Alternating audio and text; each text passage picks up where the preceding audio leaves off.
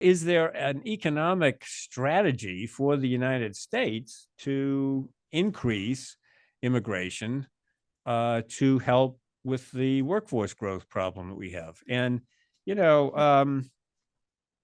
one of my favorite statistics here is that the Congressional Budget Office projects that by 2040, not so long ago, we're going to have, well, not so long in the future, we're going to have more deaths in this country than births.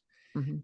And immigration is going to be the only reason that the population will grow, or the workforce will grow.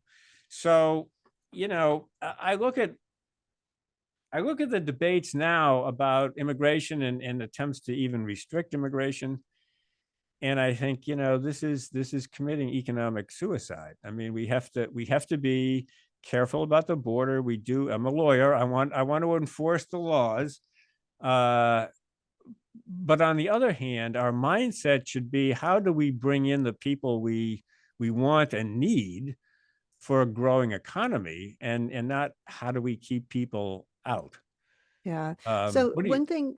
one thing that you mentioned sort of the declining fertility rates and the CBO projection, but another big part of this is that our largest generation is the baby boomers, and they are retiring now. We are at what BPC's chief economist Jason Fichtner called peak 65.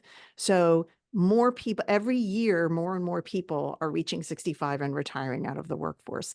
This And is a personal. I mean, it's I know personal what to you some people. mean. Yes, it's personal to some people. But what that means is that we have fewer and fewer workers to support the aging, retiring population. And with declining fertility rates, we're not replacing them in the workforce. So if you look at the workforce, and we've also had declining labor force participation rates by certain groups of people, particularly since COVID, that hasn't rebounded. And some of that is because more and more people are retiring. They're not participating in the labor force. So not only does immigration grow the overall population, most immigrants arrive at working age. So they start working immediately. Whereas if we were to increase our fertility rates, it would take at least 16 to 18 years before they enter the workforce, let's be real, or longer. And so that's not an instantaneous boost there. But immigration is. And so, from an economic perspective, when we look at just those population and workforce issues, immigration is really where the most obvious way that we can try to forestall some of the economic consequences of what we know our demographic predictions are going to look like.